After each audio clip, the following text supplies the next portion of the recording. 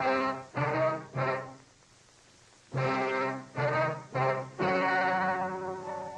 and gentlemen, the story you are about to see is true. The names have been changed to protect the innocent.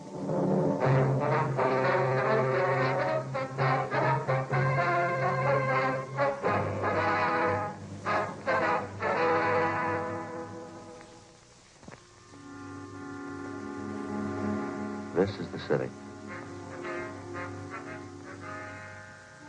Los Angeles, California. I work here. I'm a cop.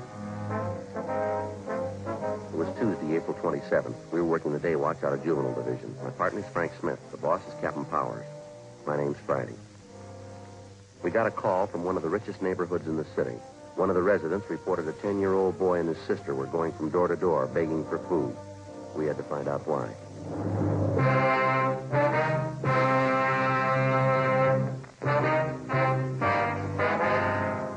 Just what I was telling you on the phone. A 10-year-old boy and his sister covering the neighborhood begging for food. You ready to go? Yeah, you arranged for a policewoman? Just did. Kids are supposed to come from a wealthy family. Huh? Enough money to live in the best part of town. Doesn't make sense. Sounds like a gag. Not according to the neighbor who phoned in. Yeah. She says the kids are half starved.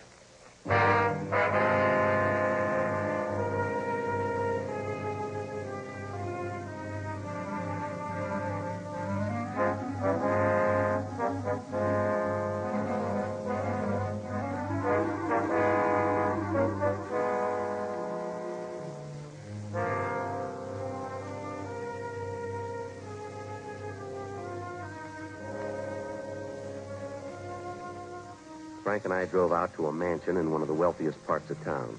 The other homes in the neighborhood were just as large, $50,000 and up. It was the last place in the city that you'd expect to find neighborhood children begging for food.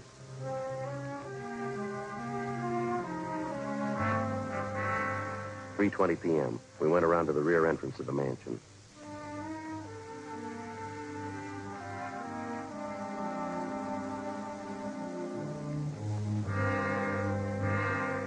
We located the woman who'd called in the complaint, a Miss Jeanette Behan. She was employed as a laundress and cook by the owners of the house. They are from the house next door, officers. The children, as I explained on the phone. A boy about 10 years, a girl, 6 years old, I guess. Which side do they live on, Miss Behan? The house on the corner? No, the other side. Up here, brown and white house. Are the children there now, do you know? No, but they were here this afternoon again, here to the back door, asking for something to eat. I do not understand it. Something must be wrong. Have they been around often, Miss Behan? 2 or 3 days, maybe 4 days. At first, I thought they were fooling, but they were not.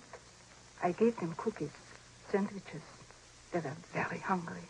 They ate like they were starving. The little girl saved their cookies. She took them home with her. How about their parents? They home now? Excuse me, the potage.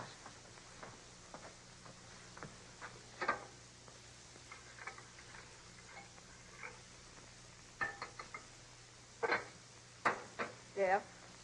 That's better. Yes, ma'am. No. I have not seen the mother the last few days.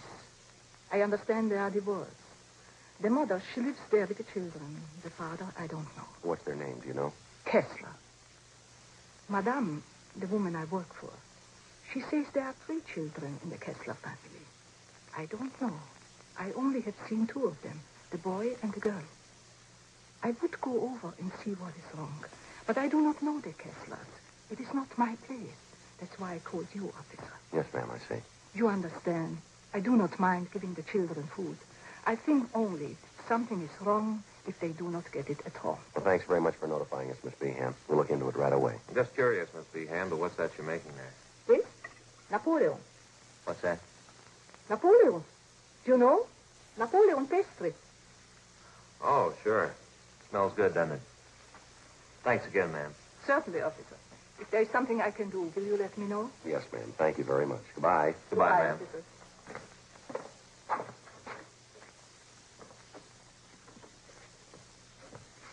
You know, it's funny, Joe. What's that? Those Spanish women make fine cooks, don't they? Spanish. You sounded Viennese to me. Oh, sure. French pastry.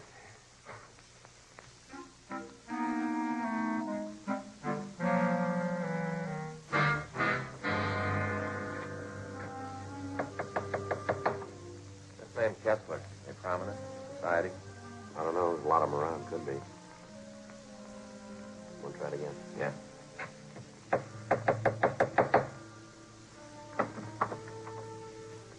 Yes, sir? Your name, Kessler? Yeah, I'm Richard. My mother's not home. Maybe we can come back tomorrow. We're police officers, son. We'd like to come in and talk to you if it'd be all right. Yeah, I guess that's all right. Would you come in, please? Thank you. Richard was polite, well-mannered. He told us he was 10 years old and that he attended the neighborhood grammar school. The house was cold and musty. Looked like it hadn't been cleaned in weeks.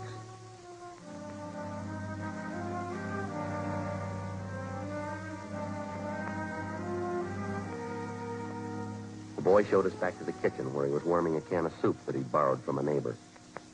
What do you want to talk to me about, officers? I haven't done anything wrong. We know that, son. We'd just like to find out how you've been getting along. Well, I've been getting along all right. I got 2 A's and 4 B's on my report card last month. Mm-hmm. Where's your sister, Dick? Judy? Oh, she's just down the street. She'll be back in a minute. Well, how about your mother? Where's she? Oh, she's out, too. She'll be back. When do you expect her, son? Pretty soon. She'll be coming back pretty soon. Now, your sister Judy, she's younger than you are, isn't she, Dick? Yeah, she's 6. I'm 10. Any other grown-ups live here with you besides your mother? No, Mom takes care of us. She'll be coming back pretty soon. I'd like to have you tell us the truth on this, son. How long's she been gone? I don't know. It's probably important. It's taken her a long time. If you come back tomorrow, she'll probably be here. When's the last time you saw her, son? Son, how about it? A couple days ago. Well, this is Tuesday. You mean she left the house Sunday? No, last Friday night she went out. She said she'd be back. I don't know. Did she say where she was going, son? No, but her boyfriend was here, Larry. I don't know his last name. She went out with him to a party, I think. I don't know. She'll be back all right. Did she leave anyone to take care of you? No, we could take care of ourselves. Nobody fixed the cooking, though. Yeah, I better take a look at that soup. I'll get it, son. Has your mother ever gone off like this and left you before, son? Maybe once or twice. She never stayed away this long, though. What's the matter, son? Well, it's Johnny, officer. Johnny hasn't eaten very much. He must be hungry by now. I was fixing the soup for him. Where is Johnny? In the nursery. He's got a bad cold. Mom knew Johnny was sick. That's why I've been wondering. She hasn't been back yet. I don't think Johnny's feeling well. Well, how long has he had this cold, son? A couple days before Friday, before Mom left. Mm-hmm. How old is he? Oh, Johnny? He's just a little kid. He won't be 2 years old till July. I've been wondering about him. At first, he coughed a lot. I've been feeding him milk and potato chips, same as Judy and I have. I don't know. Mind if we take a look at him, son? Yeah, all right if you want.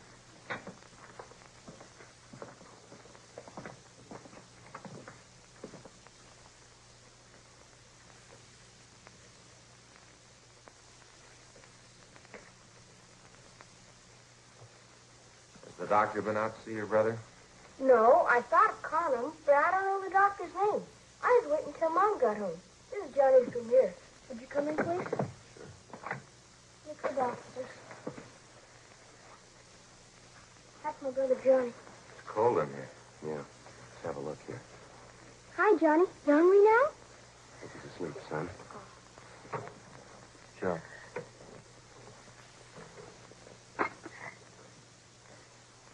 Yeah, look at his eyes. Yeah, better get an ambulance. Tell him to hurry. Right. What's the matter, officer? What about Johnny's eyes? He'll be all right, son. He's been acting awful quiet, hardly moving around at all. Most of the time, he's jumping around the crib like anything. Has anyone at all been in here to see him since Friday? Yes, sir. My sister Judy and I. We change his diapers and give him something to eat. I see. Gee, I wish Mom would get home. I'd sure like to talk to her. Yes, son, so would I.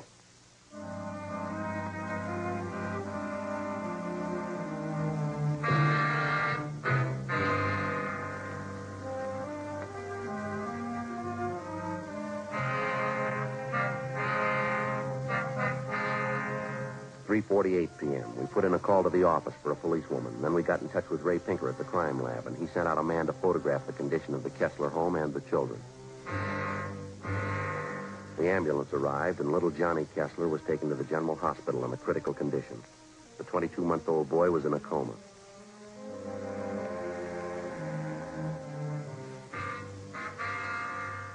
Richard Kessler and his sister Judy were taken to Georgia Street Juvenile Division and then transferred to Juvenile Hall.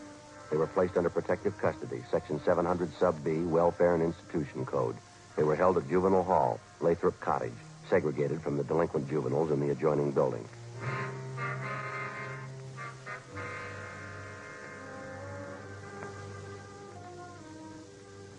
Richard and Judy were given a bath and something to eat. Judy was interrogated separately by a policewoman. Frank and I talked to the boy, Richard. After a few minutes, he broke down and admitted that his mother had gone off and left the children alone on at least a half a dozen occasions. He told us his parents were divorced. He rarely saw his father, but his mother had had 2 or 3 boyfriends at the house during the past year. He also told us that his mother drank quite a bit. But she's never been gone this long, officer. Maybe she's out somewhere and has no way to get home. We'll find her, all right, son. Don't you worry about it. Now, this boyfriend of your mother's son, his first name's Larry. Is that all you can tell us? Yes, sir. I don't know his last name. Are you going to keep us here all night, Judy and I? Well, it's just for a day or so, son. They'll take good care of you. Where'd they take Judy? She's right next door. You can see her in a minute. I'd like to see her right now if I could. I'm worried about her. All right, son. I'll see what I can do. Now, how about my brother Johnny? I'd like to take care of myself if I could. But he gets pretty fussy around strangers. Well, they've got him over at the hospital, son. They'll take good care of him. You can count on that. I don't know, officer. He gets pretty fussy. All right, we'll see if we can fix that up for you, too. Now, there's one thing I'd like to know, Dick. Do you have any relatives in Los Angeles? Any aunts, uncles, anyone like that? No, just my father, but I don't know where he lives. A nurse used to take care of us, Mrs. McIntosh. She was swell, but Mom fired her. Oh, how'd that happen? Would you know? No, I don't know. Maybe Mom was drinking. Mrs. McIntosh got mad at her. They had a big fight. Then Mom fired her. Now, this Mrs. McIntosh, do you know where you can find her? No, sir, I don't. Now, how about the other boyfriends your mother had, Dick? Do you remember any of their names? No, one of them was George something. I don't remember the other one. Joe? Yeah. See you a minute. Sure. Excuse me, I'll be right back, son.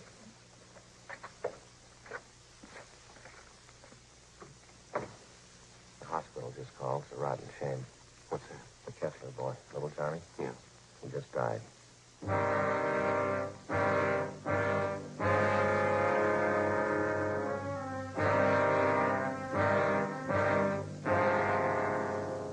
John Albert Kessler, white male American, age 22 months. All the pertinent facts and data would be listed on the crime report. If and when the case was closed, the report would be filed away. Wouldn't be any different from 1,000 other dead body reports. The same size, the same color, the same number in the lower left-hand corner. In the course of 10 or 20 years on the job, a police officer sees a lot of them. Most of them he forgets. A few of them he never forgets.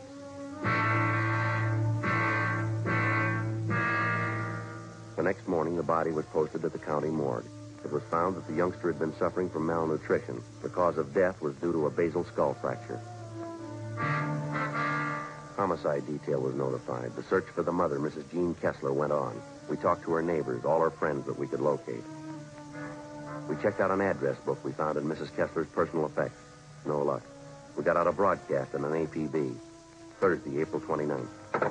Anything? Another blank. I was just thinking, Joe, the 2 kids, Richard and Judy. You think it might have happened that way? What do you mean? Well, they were taking care of little Johnny. They might have had an accident with him and afraid to tell us. Well, it's a possibility. Better chance it was somebody else, though. The mother? Well, we know Mrs. Kessler drinks quite a bit. She could have lost patience with the little fella. More chance of an accident there, don't you think?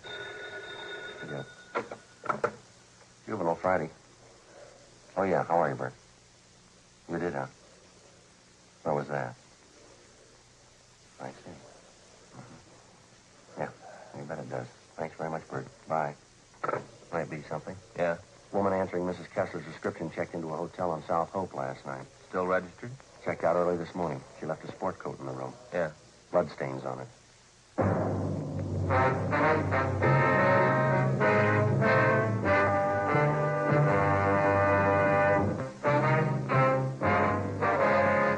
Friday, April 30th. We were still without a lead to the whereabouts of the missing mother, Mrs. Jean Kessler. The blood-stained coat which had been found in the South Hope Street Hotel was shown to Mrs. Kessler's friends. They identified it as belonging to the missing woman. We showed the coat to Mrs. Kessler's children, Richard and Judy. They recognized it as belonging to their mother. Routine investigation of the hotel room failed to uncover any further leads. We got out a supplementary APB, and then we started rechecking with the Kessler woman's friends and acquaintances. We found nothing. We inquired at a dozen taverns and cocktail lounges that she'd been known to frequent. No sign of her. No sign of her boyfriend. In rechecking her personal effects, we found a canceled check to their former nurse, a Mrs. McIntosh. The endorsement carried her address. We checked it out. She'd moved. We traced her to her forwarding address. There, we were told that she had a new job as a nursemaid with a family living in the Los Feliz district.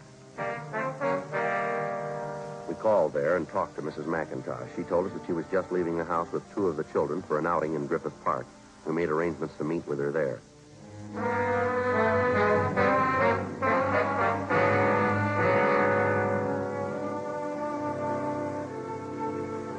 At 1:55 p.m., we located Mrs. McIntosh in the Griffith Park Zoo.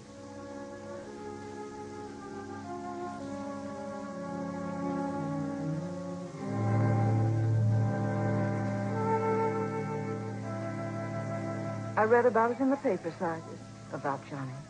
I didn't know you wanted to talk to me. I would have called in if I did. We're still trying to locate the mother, Mrs. McIntosh. Can you help us out there? I don't know. Have you asked her those places she used to go to all the time, where she used to drink? Yes, ma'am, we have. They couldn't help us. Did you know any of Mrs. Kessler's boyfriends, the ones that came to the house? Yes, I knew all of them.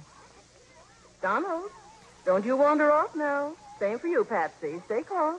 Now, the boy Richard was telling us about one of the boyfriends, ma'am. Name's Larry. Oh, yes. Donald, you heard what I said. Stay close. Yes, I knew that, Larry. Do you remember what his last name was, ma'am? Yes, Carpenter. Some kind of an actor in the movies, I think. Larry Carpenter. You know where he lives? No. I think he had an apartment in Hollywood. I wouldn't know the address. What kind of a man is this Carpenter? I mean, his temperament, things like that. Lazy. I don't know how much money Mrs. Kessler spent on him. Did the two of them ever argue? Did he ever have any fights, would you know? All the time. He had a terrible temper. Did he ever strike Miss Kessler? Oh, yes. I saw it happen several times. How did this Carpenter act toward the children, Mrs. McIntosh? Indifferent, I guess. They annoyed him sometimes. Lord only knows what happened after I left. And that was after you had the argument with Mrs. Kessler. Yes, it was about her drinking and her boyfriends and all the rest. I just got sick of it. I told her what I thought. She just wouldn't admit she was getting old. Not caring for the children, pretending she was still in her 20s. Do you have any idea where we might locate the father? Well, they're divorced, you know. He's a head salesman for a lumber concern downtown. He inherited most of his money. I have the name of the company at home. You can have it if you like. Thank you very much. We'd appreciate it. It's the children I feel sorry for, not her. Yes, ma'am. 3 beautiful children and the way she treated them. Poor Johnny. Poor baby. I just can't understand it. Ma'am? Johnny. I mean, to go off and desert a helpless baby, her own baby. What reason could she have to do that? I don't know, ma'am, but it better be a good one.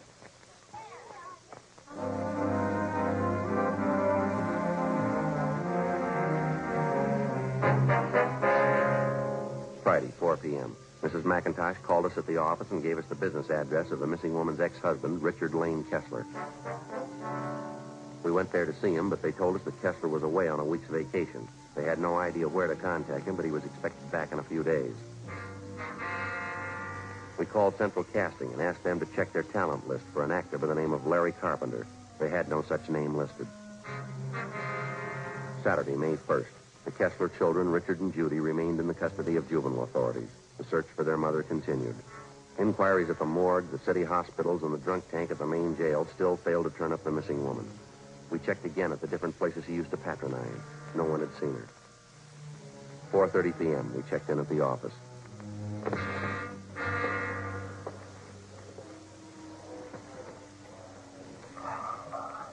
lot of mileage today. Yeah, we haven't got much to show for it, have we? No. Not going to be much fun for those Kessler kids next Sunday. Why? What do you mean? Second Sunday in May. What about it? Mother's Day. Yeah. Thanks. That's a good piece of news. What's that? Kessler woman's boyfriend, Larry Carpenter. Yes. Says he saw his name in some of the stories that broke in last night's papers. Doesn't want us to consider him a fugitive. Yeah. Says he'll be at his club all day today. Let's go. Says here not to disturb him unless we think it's important.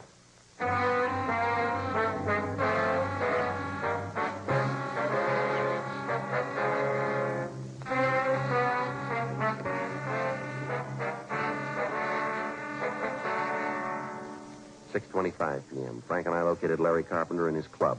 back in one of the card rooms. Now, look, I told that cop when I called in, you weren't supposed to contact me here unless it was important. That little Kessler boy is dead, Carpenter. We think that's pretty important. But I don't know anything about that. You didn't have to interrupt me. That's an important man I was playing with. What do you want to know? Where's Miss Kessler? Why ask me? I don't know. You're a pretty good friend of hers. You were the last person seen with her. That was a week ago. Went out to a party last Friday night. I haven't seen her since the following Monday. Yeah, last Monday. I'm through with her anyway. What do you mean? Well, I got sick of her, that's all. Pawing all over me, asking me to marry her. I just got sick of her. It wasn't worth it. You took money from her? Yeah, a little bit to tide me over. She had plenty. Why not? Where'd you last see her?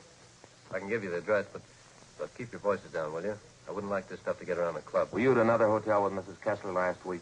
Yeah, on South Hope, around 9th Street, I think. That's where you found her coat, huh? What do you got to say about that? The bloodstains? Sure. Crazy dame. I told her I was through with her, and she tried to hit me with a bottle. Cut herself. I tell you, it just wasn't worth it, that's all. Yeah, well, I guess you can prove everything you're telling us, huh? Of course I can prove it. It's the truth. What about the little boy? How'd that happen? I didn't have anything to do with it. It wasn't my fault. How'd it happen? That was that Friday night, just before we left the house. The old lady and I were having a few drinks. She put the little kid to bed, but he wouldn't stay there. He kept getting out of bed and pestering us. All right, go on. She finally took the kid, gave him a good spanking, and threw him back in bed. I think he hit his head on one of the posts in the crib. Why didn't you do something about it? I told her, but she said it was nothing. It didn't matter. We got our coats and left, that's all. Kids were all right when we left. You mean all the times you and Mrs. Kessler went out, you knew those children were left alone in that house, huh? Yeah, but she's the mother, not me. Now, look, I kept this game waiting long enough. Yeah, well, it's going to wait a little longer. Come on.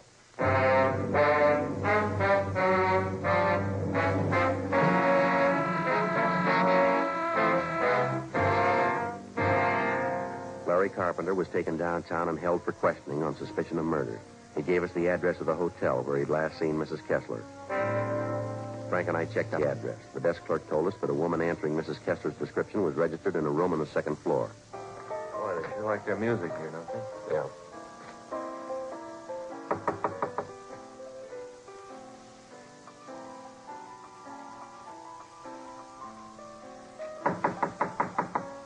Who's there? Who is it?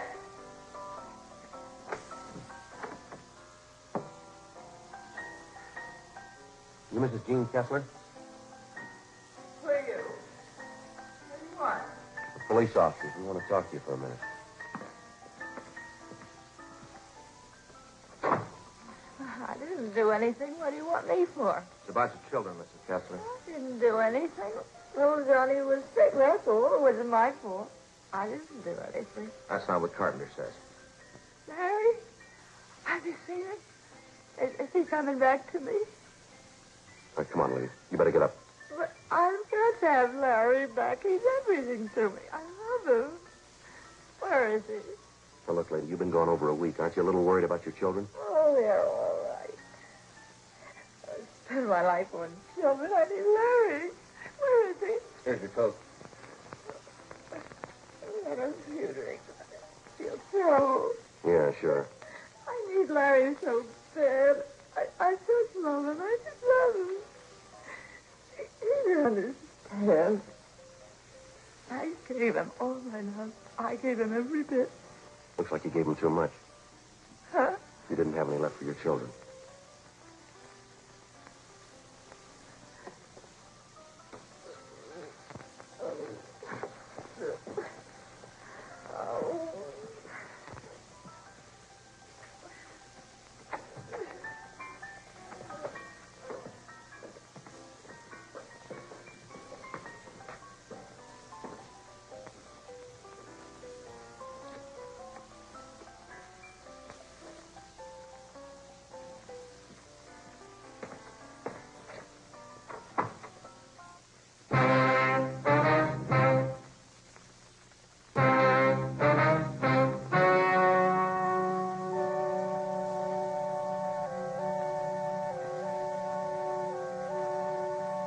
On July 2nd, trial was held in Department 87, Superior Court of the State of California, in and for the County of Los Angeles.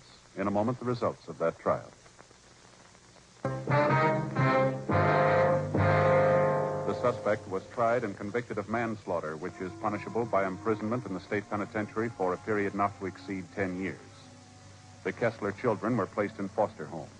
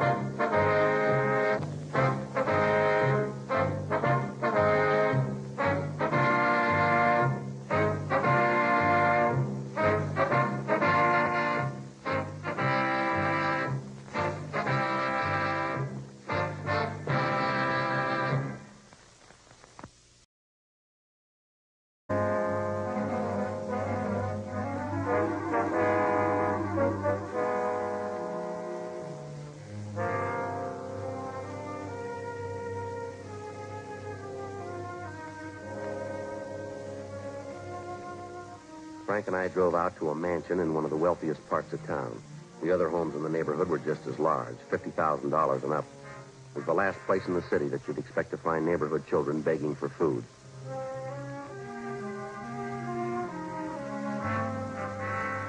"3:20 p.m. We went around to the rear entrance of the mansion.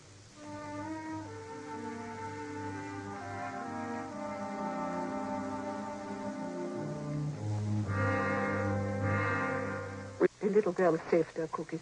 She took them home with her. How about their parents? They home now? Excuse me. The potage.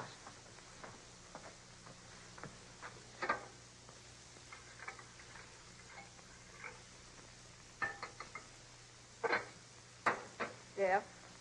That's better. Yes, ma'am. No. I have not seen the mother the last few days. I understand they are divorced. The mother, she lives there with the children. The father, I don't know. What's their name, do you know? Kessler. Madame, the woman I work for, she says there are 3 children in the Kessler family. I don't know. I only have seen 2 of them, the boy and the girl.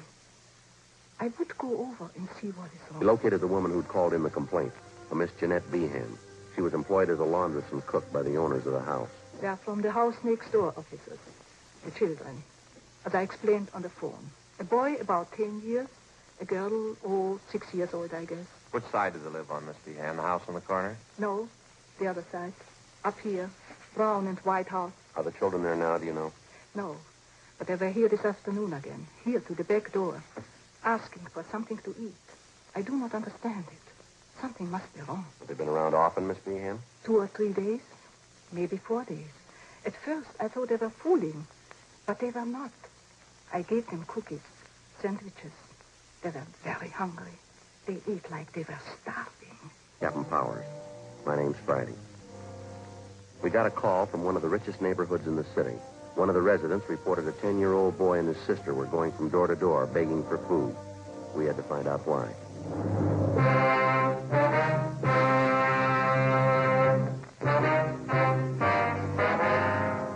Just what I was telling you on the phone. A 10-year-old boy and his sister covering the neighborhood begging for food. You ready to go? Yeah. You arranged for a policewoman? Just did. Kids are supposed to come from a wealthy family. Enough money to live in the best part of town. Doesn't make sense. Sounds like a gag. Not according to the neighbor who phoned in. Yeah. She says the kids are half starved.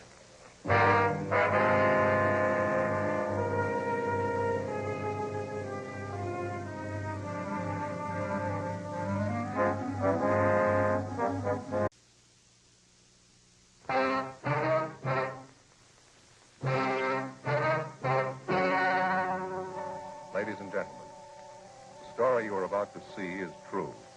The names have been changed to protect the innocent.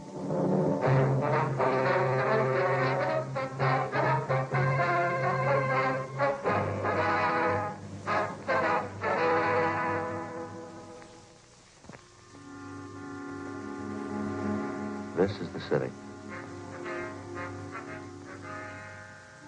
Los Angeles, California. I work here. I'm a cop. It was Tuesday, April 27th. We were working the day watch out of Juvenile Division. My partner's Frank Smith. The boss is